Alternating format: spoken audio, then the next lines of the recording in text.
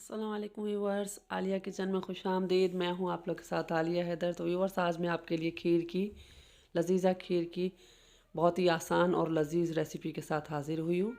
तो उसके लिए हमें जिन अशिया की ज़रूरत है, ये मैंने मिल्क ले लिया है तकरीबन 1 लीटर। ये लजीज़ा खीर पैकेट ले लिया है। बाज़ार की खीर है, हर जगह मिल जाती है। ये मैंने 3 टीस्पून के बराबर तकरीबन चीनी ले ली है। ये किशमिश ले ली है और ये पिसा हुआ खोपरा ले लिया है। ये ड्राई फ्रूट ले लिया है। अगर आप ड्राई फ्रूट ना भी लें तो ऑलरेडी इसके अंदर हर चीज़ मौजूद है। ठीक है, अब आइए हम इसे आइए अब हम शुरू करते हैं खीर बनाना। बिस्मिल्लाहिर्रहमानिर्रहीम। सबसे पहले हमने जो है वो पैन रखा, उसमें ये 1 लीटर दूध जो है वो ऐड कर दिया। मिल्क ऐड करें ये,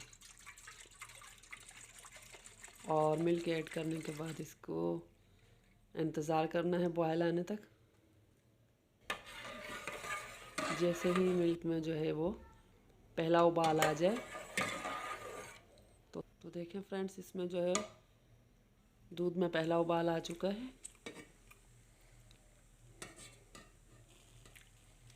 ये देखें दूध काफ़ी जो है वो उबल गया है, खौल चुका है। अब मैं इसके अंदर जो है वो लजीज़ा खीर पैकेट जो है वो ऐड करूँगी। ये रहा, ये लजीज़ा खीर पैकेट जो है, इसके अंदर ऑलरेडी हर चीज़ मौजूद है। ये देखिए, ये मैंने ऐड कर दिया दूध में। इसे ऐड करने के बाद नाउ मिक्स वेल। अब इसे अच्छे से मिक्स करते रहें, घुमाते रहें।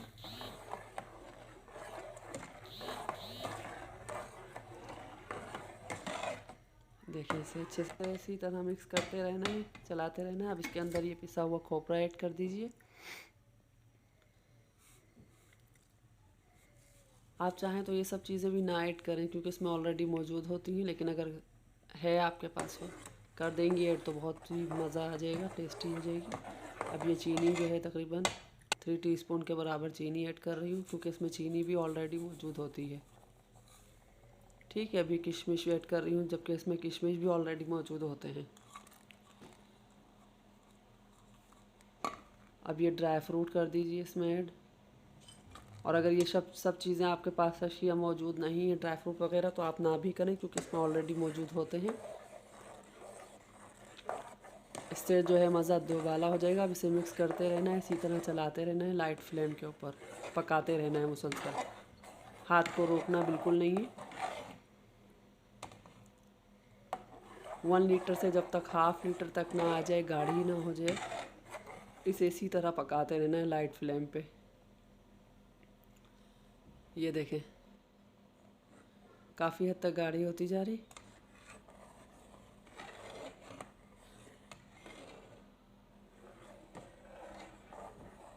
ये देखिए फ्रेंड्स, इसी तरह मिक्स करते रहना है, चलाते रहना है, पकाते रहना है खीर को अच्छे से।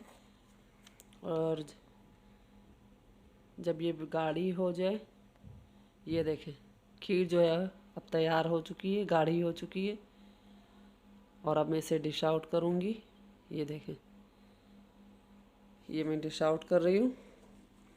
तो फ्रेंड्स, उम्मीद करती हूँ कि आपको मेरी रेसिपी पसंद आई होगी।